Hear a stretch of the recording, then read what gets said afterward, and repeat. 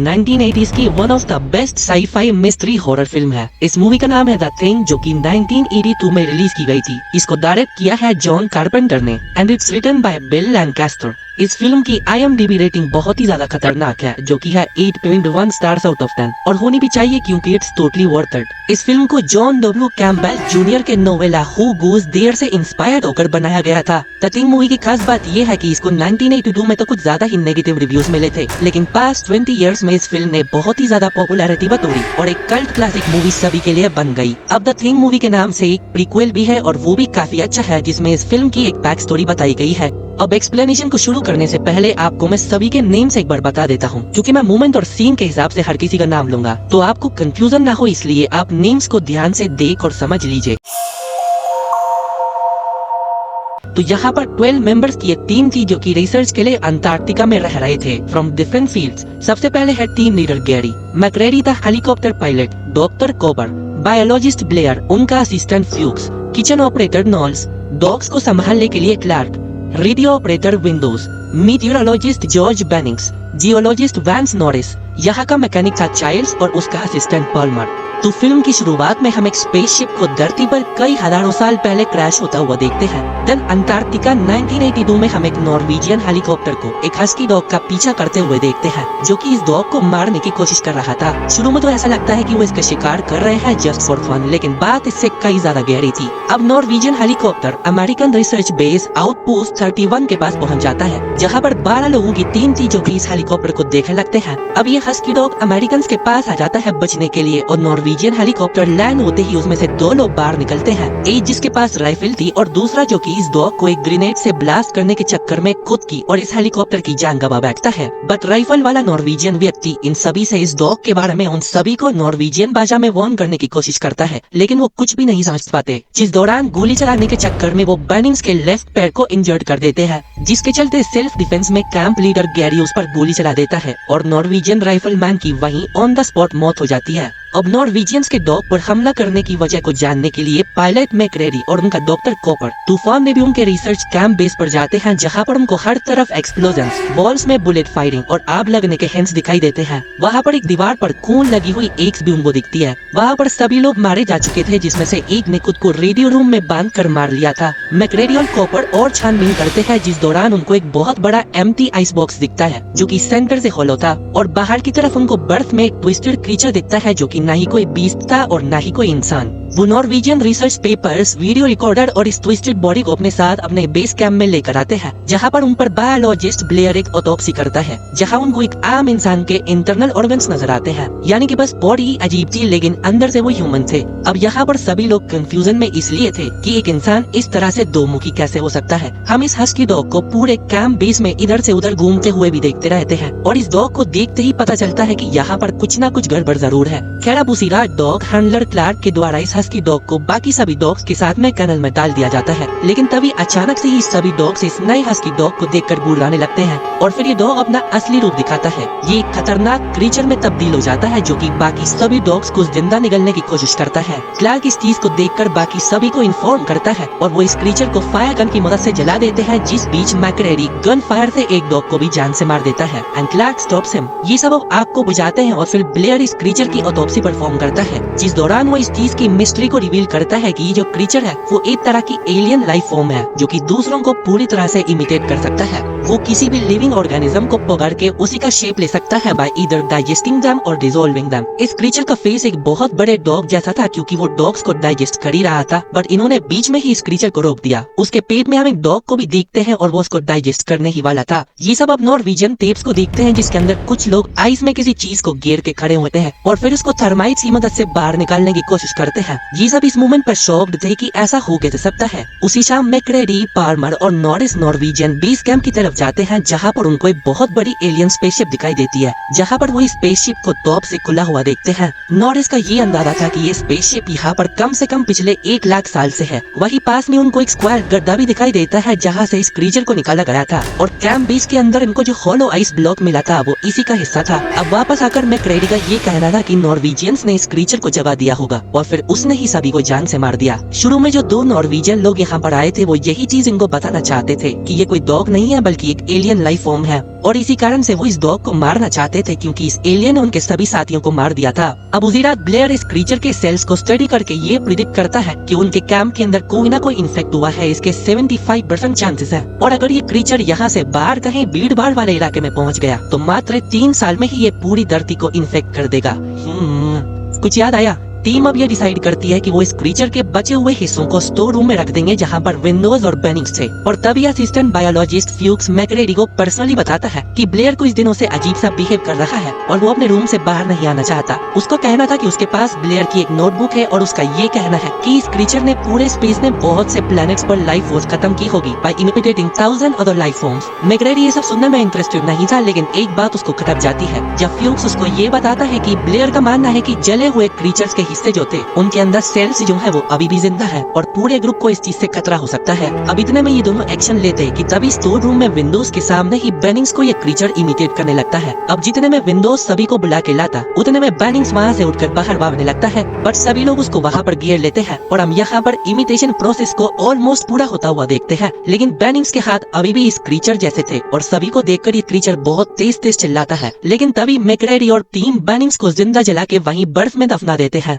Blair को अब ऐसा लगता है कि इस बेस कैंप के अंदर भी ये क्रीचर किसी का भी रूप ले सकता है। ये पूरी दुनिया को तबाह कर देगा अगर ये बाहर गया तो वो हेलीकॉप्टर, सारे रेडियो कम्युनिकेशंस, बचे हुए डॉग्स को खत्म कर देता है। इसी बीच वो विंडोज को भी इंजर्ड कर देता है और बाकी सभी पर भी गोलियां चलाने लगता है ताकि उसको कोई रोके ना। बट मैकरेडी किसी तरह से उसको एक पंच मारकर बेहोश कर देता है और फिर ब्लेयर को बाहर एक हट में बंद कर दिया जाता है ताकि वो किसी को भी नुकसान ना पहुंचा पाए। अब डॉक्टर कॉपर ये सजेस्ट करते हैं कि बचे हुए ब्लड बैग्स की मदद से ह्यूमन ब्लड के साथ कुछ एक्सपेरिमेंट्स किया जाएगा जिससे ये टेस्ट किया जा सके कि कौन द थिंग है और कौन ह्यूमन है। बट तभी वो सब ये देखते हैं कि ब्लड बैग्स किसी ने तबाह कर दिए हैं और अब ये उनके किसी भी काम के नहीं है, यानी कि ब्लड टेस्ट अब हो ही नहीं सकता।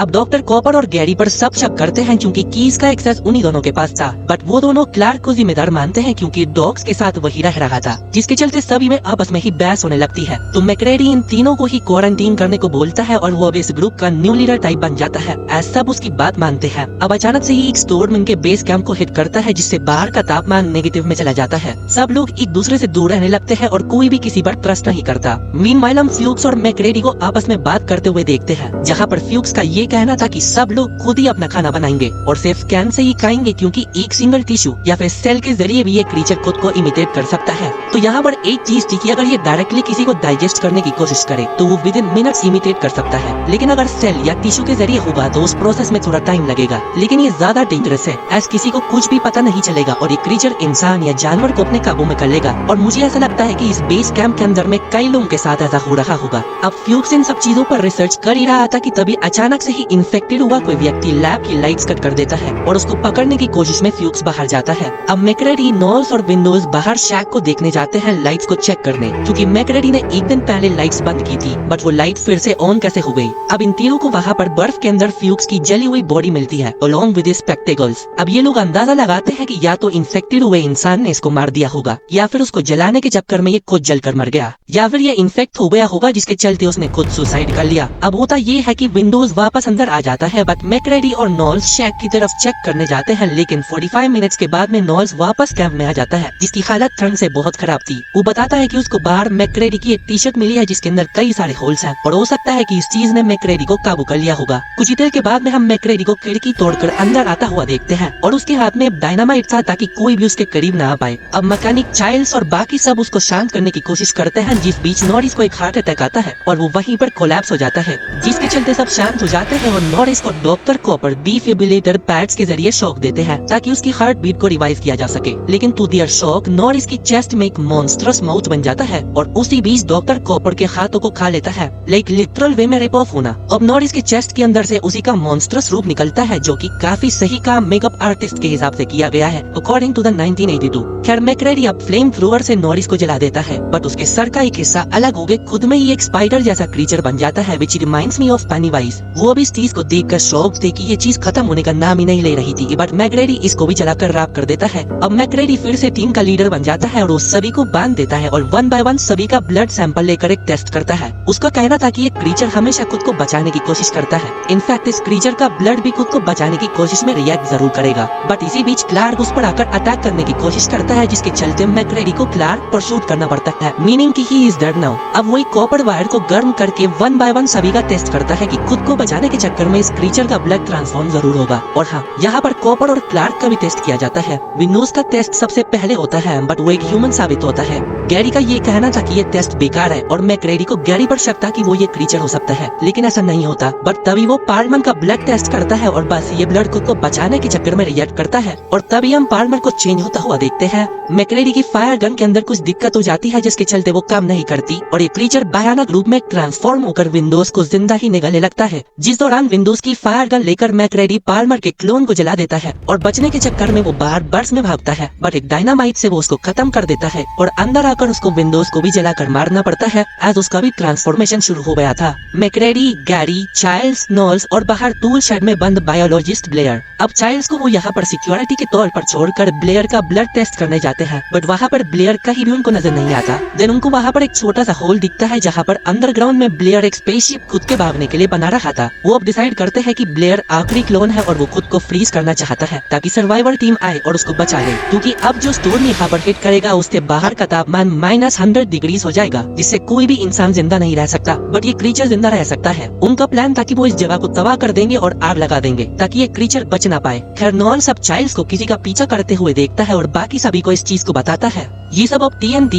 डायनामाइट, फ्लेम थ्रोअर, गन्स लेकर बेसमेंट में जाते हैं, जहाँ पर गैरी को ब्लेयर जान से मार देता है और उसको एब्जॉर्ब कर लेता है। नॉल्स भी इस क्रीचर की आवाज सुनकर उस आवाज का पीछा करता है, लेकिन उसके बाद हम नॉल्स को कभी भी देख नहीं पाते, meaning he is also dead now. MacReady अब फाइनली TNT स्टार्ट कर रहा था, बट तभी पीछे हम देखते हैं कि ब्लेयर के अंदर का क्रीचर ट्रांसफॉर्म होता है, जिसके अंदर से ब्लेयर का चेहरा, एक डॉग का चेहरा निकल कर आता है, जो कि मैकरेडी को मारने ही वाला था। लेकिन तभी मैकरेडी एक डायनामाइट जलाकर उसकी तरफ फेंक देता है, जिससे क्रीचर और पूरा कंपाउंड ब्लास्ट हो जाता है। अब वहाँ पर मैकरेडी बैठ जाता है, बट तभी वहाँ पर चाइल्ड्स आता है, जो कि ये क्लेम करता है कि उसने तूफान ने ब्लेयर को भागते हुए देखा था, लेकिन वो खुद ही तूफान में खो गया। अब यहाँ पर एक सीन ये था कि मैकरेडी तो ये क्रीचर नहीं था, लेकिन पीठ पीछे हो सकता है कि चाइल्ड्स पर इस चीज का असर हुआ हो और वो एक क्लोन हो, बट ये मूवी के अंदर दिखाया नहीं जाता। वो दोनों एक दूसरे की तरफ शक बड़ी निगाहों से देखते हैं और अल्कोहल का मजा लेते हैं और बूम, मूवी यहीं पर खत्म हो जाती है। अब दोस्तों, यहाँ पर इसकी एक ऑल्टरनेट एंडिंग भी है, जो कि कभी भी थिएटर्स में नहीं आई, as director went with this ending, जहाँ पर एंड में सब कुछ लूज छोड़ दिया गया है। अब ओरिजिनल एंडिंग के अंदर हम ये श्योरली नहीं कह सकते कि ये क्रीचर मरा है या फिर नहीं, क्योंकि बर्निंग रिमेन्स के अंदर भी इसके टिश्यूज और सेल्स जिंदा रह सकते हैं। फिर ऑल्टरनेट एंडिंग के अंदर बस मैकरेडी बचता है, जिसका टेस्ट किया जाता है और वो एक ह्यूमन निकलता है। हालांकि ये एंडिंग व्यूअर्स, मैं अंटार्कटिका के मौजू पर पहले भी एक वीडियो बना चुका हूँ, अगर आपने नहीं देखी तो जरूर देखिए, लिंक मैं डिस्क्रिप्शन में दे दूंगा। ये दूसरी वीडियो थी और इसकी वजह ये थी कि अंटार्कटिका के बारे में एक बहुत ही मशहूर कॉन्स्पिरेसी थ्योरी ये है कि चूंकि वहाँ पर बहुत ज्यादा मेटेराइट्स पाई जाती हैं, तो ये मुमकिन है कि शायद कई हजार साल पहले वहाँ पर कोई एलियन शिप उतरी हो और अब वो एलियन वहाँ बर्फ की मोटी तह के नीचे मौजूद हो। ये फिल्म बेसिकली उस कॉन्स्पिरेसी थ्योरी के ऊपर बेस करती है, इसीलिए आज की इस वीडियो में मैंने इस मूवी को डिटेल से एक्सप्लेन किया। अगर आपको हमारी इस तरह की वीडियोस अच्छी लगती हैं, हमारा ये कंटेंट अच्छा लगता है, तो हमारे इस चैनल SK डॉक्यूमेंट्री स्टोरीज को सब्सक्राइब करें, लाइक करें और दोस्तों के साथ शेयर भी करें। अल्लाह हाफिज।